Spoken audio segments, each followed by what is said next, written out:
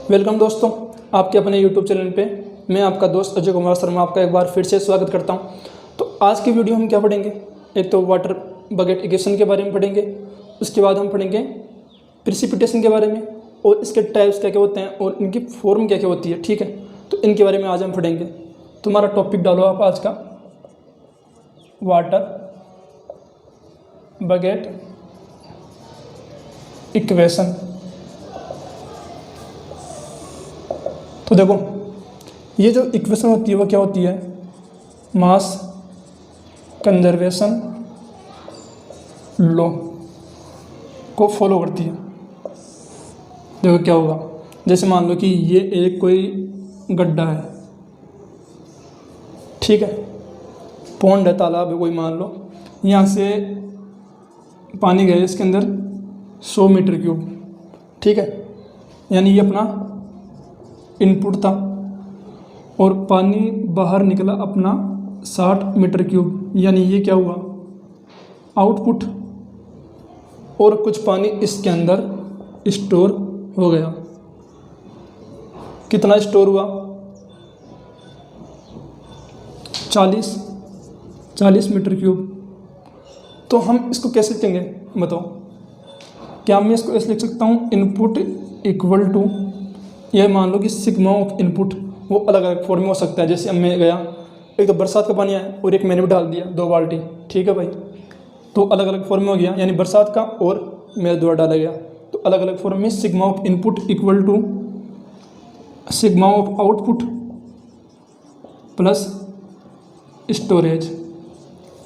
अब देखो, मान लो कि इसके अंदर पहले से पानी स्टोर था कुछ मात्रा में, जैसे मान लो कि 20 मीटर क्यूब इसमें पहले से था, अब मैंने 40 और डाल दिया, तो इसके लिए मैं यहाँ पर क्या रख दूँगा, डेल्टा, यानी स्टोरेज में कितना चेंज आया।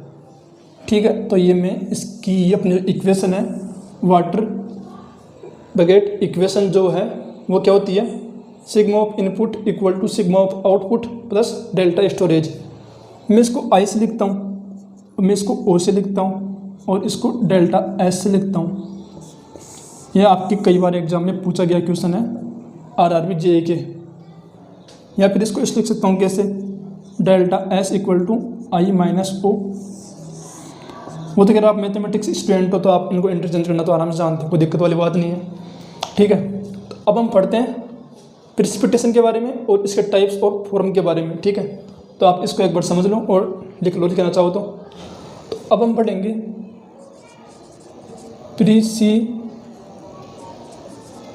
प्रेसिपिटेशन के बारे में। अच्छा, प्रेसिपिटेशन क्या होता है, जो बरसात की जो बूंदें होती है वो अलग अलग फॉर्म में हो सकती है, या तो वो रेन के फॉर्म में हो सकती है, या फिर वो स्नो के फॉर्म में हो सकती है, या फिर वो हेल के फॉर्म में हो सकती है, यानी ओलो के फॉर्म में हो सकती है, अलग अलग फॉर्म में वो हो सकती है। तो उसी को अपन बोलते हैं प्रेसिपिटेशन। यानी इसकी मैं डेफिनेशन लिखूँगा तो क्या लिखूँगा, movement of water on the earth in the various form. एक बेसिक डेफिनेशन है बस आपको समझाने के लिए, बाकी इसमें कुछ है नहीं। बरसात की बूंदें, बस पानी जो नीचे आता है बादलों से, वही होता है अपना प्रेसिपिटेशन। अब हम पढ़ेंगे टाइप्स ऑफ प्रेसिपिटेशन,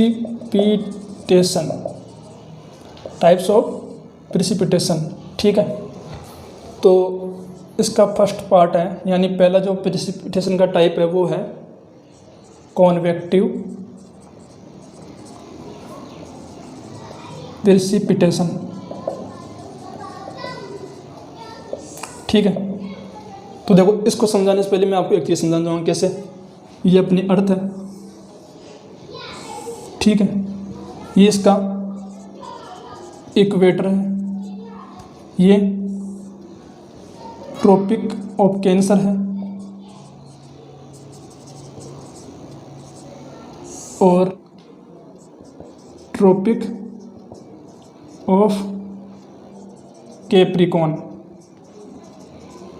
इसको हिंदी में क्या बोलते हैं, कर्क रेखा, ये भूमध्य रेखा और ये अपनी मकर रेखा। ठीक है, ये क्या है, नॉर्थ हेमिस्फेयर और ये साउथ हेमिस्फेयर, ठीक है। और ये जो बीच का रीजन है इसको अपन बोलते हैं ट्रॉपिक जोन। अब देखो एक बात, यहाँ पर क्या होता है, जो ये बीच का जो जोन होता है, यहाँ पर सूर्य की जो किरणें होती है, रे ऑफ सन, वो बिल्कुल सीधी पड़ती है, तो यहाँ पर गर्मी ज़्यादा पड़ती है। और जो ऊपर वाला एरिया है और जो नीचे वाला एरिया है, यहाँ पर सीधी किरणें नहीं पड़ती, इसकी बिल्कुल टेढ़ी किरणें पड़ती है, तो वहाँ पर इतना ज़्यादा इफेक्ट नहीं होता इसका ना, गर्मी का। तो अब देखो कॉन्वेक्टिव प्रेसिपिटेशन के बारे में समझते हैं। तो अपना ये लैंड एरिया है और ये अपना थोड़ा मान लो कि यहाँ पर समुद्र टाइप आ गया ना, ओशियन आ गया, रिवर मान लो, या फिर आप स्ट्रीम कुछ ही मान लो, आपकी मर्जी हो, पानी का कोई भी सोर्स मान लो। और ये अपना लैंड एरिया आ गया। अब क्या होगा यहाँ पर लैंड एरिया में, क्या होगा कि लैंड एरिया जल्दी गर्म होता है, ठीक है। ट्रॉपिक जोन में होता है तो लैंड एरिया जल्दी गर्म होगा। अब जल्दी गर्म होगा तो यहाँ की जो हवा है वो जल्दी गर्म होगी, तो जल्दी गर्म होगी तो ये ऊपर जाएगी। ऊपर क्यों जाएगी, क्योंकि गर्म जो हवा होती है उनकी डेंसिटी कम होती है, और डेंसिटी कम होगी मतलब उसका वजन कम हो गया, वजन कम हो गया तो ऊपर जाएगी, ठीक है। ऊपर जाएगी, ऊपर जाकर ये ठंडी हो जाएगी, ठीक है। और ठंडी क्या करेगी, ये प्रेसिपिटेशन बनाएगी, और प्रेसिपिटेशन क्या करेगा, क्लाउड्स बनाएगा, ठीक है।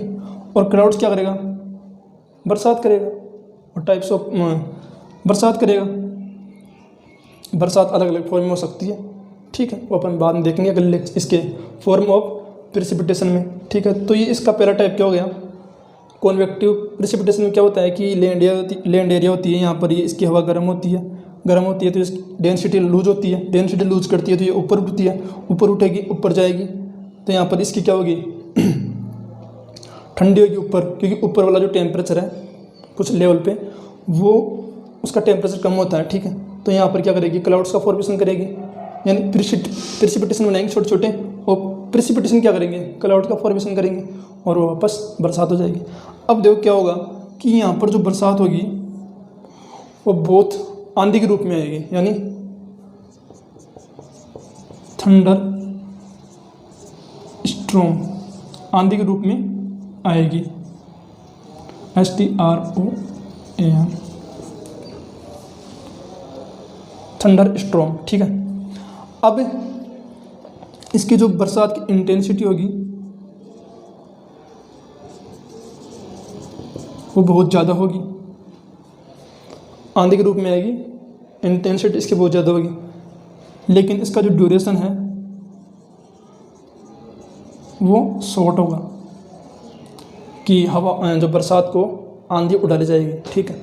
तो इसका ड्यूरेशन शॉर्ट होगा, लेकिन शॉर्ट टाइम में बहुत तेज़ गति से आएगी, इंटेंसिटी की बहुत ज़्यादा रहेगी। तो अपना ये पहला टाइप था क्या, कॉन्वेक्टिव प्रेसिपिटेशन, ठीक है। देख लो आप सब इन सबको।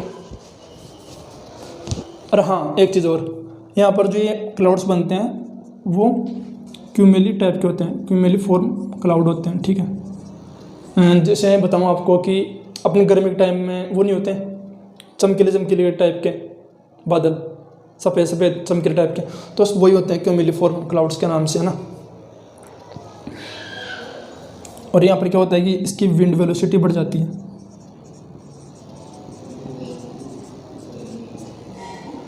ठीक है। जब थंडर स्टॉर्म आएगा तो विंड वेलोसिटी नॉर्मल है, बढ़नी है, ठीक है। अब लिख लो आप इन सबको। तो अपना दूसरा टाइप का प्रेसिपिटेशन क्या होता है, इसको अपन बोलेंगे ओराग्राफिक प्रेसिपिटेशन।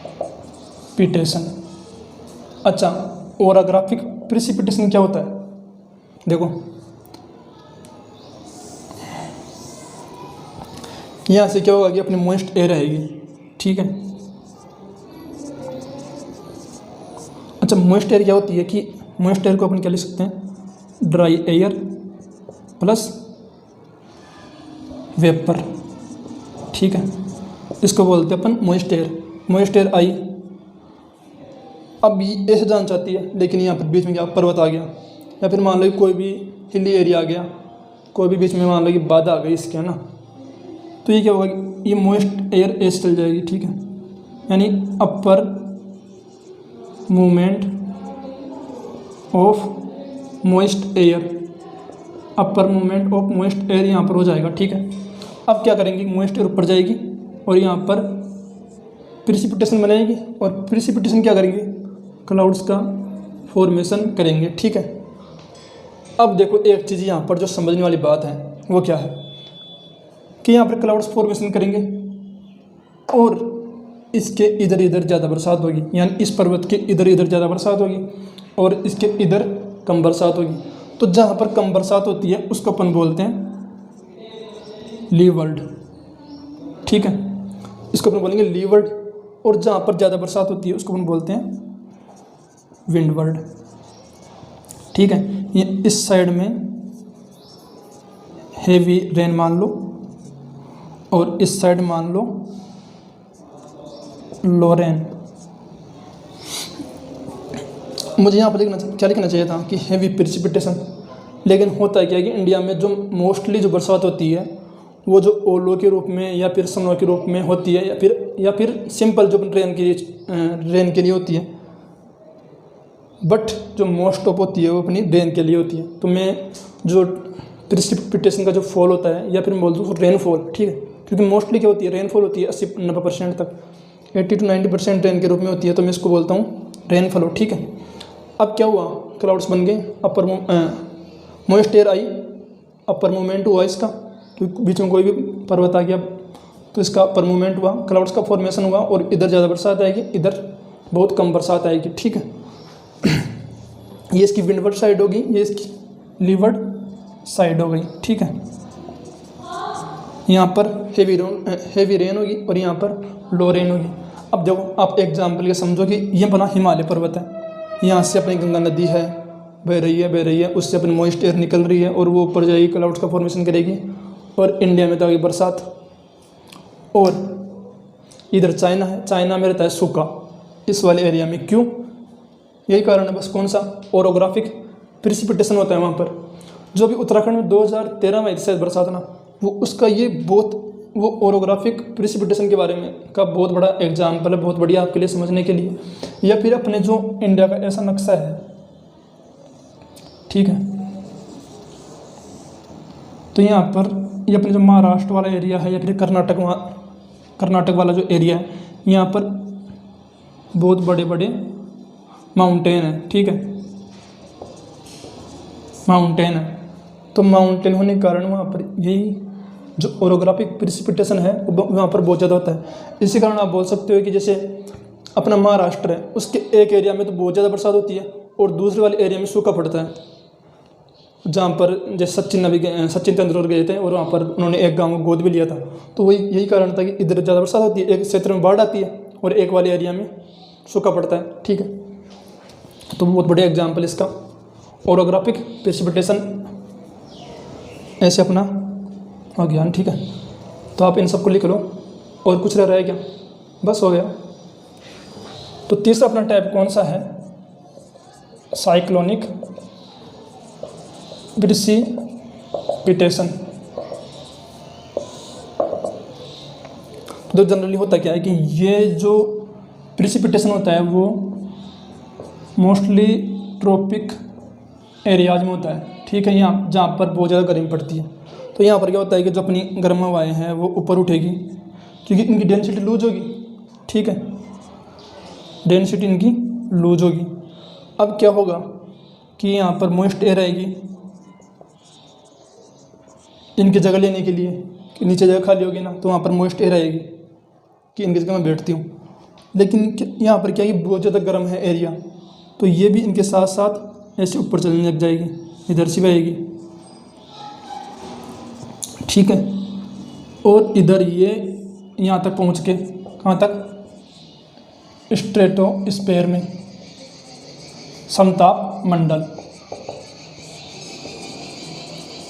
ठीक है, यहाँ पर पहुँचेगी और प्रिसिपिटेशन बनाएगी। और ये प्रिसिपिटेशन का जो सेंटर होता है उसको अपन बोलते हैं क्या, आई ऑफ साइक्लोन, ठीक है। अब यहाँ पर ऊपर जाएगी और ये क्लाउड का फॉर्मेशन करेंगे यहाँ पर, यहाँ पर अब देखो क्लाउड्स का फॉर्मेशन कैसे होगा, कोरेलियस फोर्स, ठीक है। और इसका जो रोटेशन होता है, क्या रोटेशन और बोल दो मूवमेंट ऑफ साइक्लोन। अब ये जो रोटेशन, ये जो मूवमेंट होगा साइक्लोन का, वो क्लॉकवाइज डायरेक्शन में होगा या फिर एंटी क्लॉकवाइज डायरेक्शन में, ये डिपेंड करता है कि वो कौन से हेमिस्फेयर में है, ठीक है। जैसे अगर ये नॉर्थ हेमिस्फेयर में है तो ये एंटी क्लॉकवाइज डायरेक्शन में होगा, और अगर साउथ हेमिस्फेयर में है तो ये क्लॉकवाइज डायरेक्शन में होगा, ठीक है। ये अपना साइक्लोन हो गया। साइक्लोनिक प्रिसिपिटेशन ये ट्रॉपिक एरिया में ज़्यादा होता है। यहाँ पर वार्मर एयर होती है, जो गर्म हवाएं होती है ऊपर उठती है, मॉइस्ट एयर आती है इनके जगह लेने पे, लेकिन यहाँ का एरिया बहुत ज़्यादा गर्म होता है, ठीक है। बहुत ज़्यादा गर्म होता है तो मॉइस्ट एयर भी इनके साथ साथ ऊपर उठती है। यहाँ पर ये साइक्लोन बनाती है। साइक्लोन क्या करता है, प्रिसिपिटेशन बनाएगा, वो क्लाउड्स बनाएंगे, और ये साइक्लोन जो ऐसा घूमता है या फिर ऐसे घूमेगा, वो डिपेंड करता है कि नॉर्थ हेमिस्फेयर में है या फिर ये साउथ हेमिस्फेयर में। ये इसकी आई ऑफ साइक्लोन होती है। इनमें साइक्लोन में कोरिलियस फोर्स लगता है, ठीक है। और ये जो रोटेशन और मूवमेंट होता है साइक्लोन का कुछ ऐसा होता है, ठीक है। तो ये अपना हो गया साइक्लोनिक प्रिसिपिटेशन। नेक्स्ट अपना देखते हैं। नेक्स्ट अपना है, ये कुछ ज़्यादा इंपॉर्टेंट है नहीं, लेकिन फिर भी देख लो एक बार के लिए ना। Precipitation due to turbulent of earth. इसमें क्या होगा, ये कुछ ऐसा होता है, ठीक है। यहाँ पर क्या होता है कि सी से मॉइस्ट एयर आएगी, ठीक है, मॉइस्ट एयर आएगी। यहाँ पर इसके फ्रिक्शन, जो पृथ्वी का फ्रिक्शन है, उसके कारण क्या होगा कि ये मॉइस्ट एयर ऊपर उठेगी, ऊपर जाएगी, क्लाउड्स का निर्माण करेगी और बरसात कर देगी। बस यही अपना precipitation due to turbulent of earth या फिर फ्रिक्शन ऑफ अर्थ, ठीक है। उसके कारण जो क्लाउड्स का फॉर्मेशन होता है उसको अपन बोलते हैं क्या, precipitation due to turbulent of earth. इसके नाम में इसकी डेफिनेशन लिखी हुई है, ठीक है। अपना अगला टॉपिक है फॉर्म ऑफ प्रिसिपिटेशन। हमने देख लिया टाइप्स ऑफ प्रिसिपिटेशन कैसे कैसे बनते हैं। अब ये कैसे कैसे इस धरती पे आते हैं उनके बारे में देखेंगे ना, जैसे रेन या फिर बोल दो स्नो के रूप में, तो उनके बारे में पढ़ेंगे क्या क्या होते हैं, ठीक है। हम बोलेंगे फॉर्म ऑफ प्रिसिपिटेशन। तो देखो पहला तो ये हो सकता है रेन के रूप में, रेन। तो ये क्या होती है, droplets of water having dia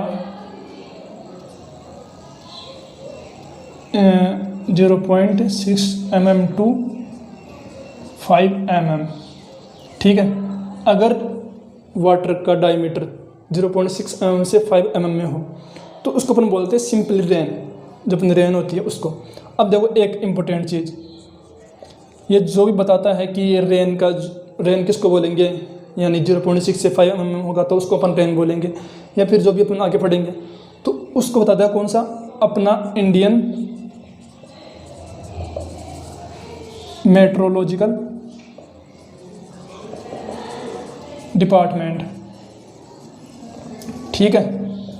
इसको बताएगा अपना इंडियन मेट्रोलॉजिकल डिपार्टमेंट। और देखो अगर ये सारा काम होता है वो इंडियन मेट्रोलॉजिकल डिपार्टमेंट के अनुसार सुबह 8:30 बजे होता है, ठीक है। ये बरसात को नापने का काम, ये जो सारा काम होता है, ये मतलब क्लासीफाई करने का काम, वो सुबह 8:30 बजे होता है, ठीक है। अब ये तुमने देख लिया क्या कि ये इसका डायमीटर के आधार पर रेन क्या होती है, ठीक है। अगर मैं बताऊँ इसकी इंटेंसिटी के आधार पे, कि इंटेंसिटी ऑफ रेन के आधार पे अगर मैं इसको क्लासीफाई करूँ तो कैसे क्लासीफाई करूँगा मैं, कि देखो अगर बरसात 2.5 mm पर होवर से कम हो रही है, ठीक है, तो उसको मैं क्या बोलूँगा कि ये लाइट रेन है, ठीक है, कि ज़्यादा भारी बरसात नहीं है, ठीक है। अगर ये 2.5 से 7.5 mm पर होवर में हो रही है तो बोलूँगा कि मॉडरेट लेवल की बरसात है, मॉडरेट रेन, और अगर ये ग्रेटर देन 7.5 mm पर होवर की बरसात हो रही है तो बोलूँ क्या कि ये आज हेवी रेन हो रही है। ठीक है। अब इंडिया में क्या होता है कि अगर 2.5 mm पर होवर से ज़्यादा बरसात होती है तो भी मैं उसको बोलता हूँ कि ठीक है आज बरसात खूब हो गई। तो ये थी इसके इंटेंसिटी के आधार पे रेन की क्लासिफिकेशन। ठीक। दूसरा पढ़ते हैं हम इसके बारे में। अब देखो दूसरा अपना है ड्रिजल, या अगर बोल दो कि मिस्ट। ठीक है। ड्रिजल और मिस्ट। ड्रिजल क्या होते हैं कि droplets having diameter less than 0.5 mm। अगर इसके ड्रॉपलेट्स का डायमीटर 0.5 mm से हो तो उसको बोलूँगा क्या मैं ड्रिजल। ड्रिजल हम जानते हैं बूंदाबांदी। ठीक है। उसको हम बोलते हैं ड्रिजल और मिस्ट। इसका डायमीटर 0.5 mm से कम होता है। तीसरा अपना है स्नो। तो स्नो क्या होती है? आइस क्रिस्टल टाइप की जो रेन होती है उसको अपन बोलते हैं स्नो। स्नो यानी धुंध जो अपने सर्दियों में आती है। ठीक है। अब इसकी जो इंटेंसिटी होती है इंटेंसिटी वो कितनी होती है? 1 mm पर होवर। ठीक है। और इसकी जो डेंसिटी होती है किसकी? स्नो की, वो कितनी होती है? 0.1 ग्राम पर सेंटीमीटर क्यूब। और इसकी जो स्पेसिफिक ग्रेविटी होती है, स्पेसिफिक ग्रेविटी वो होती है 0.1। ठीक है।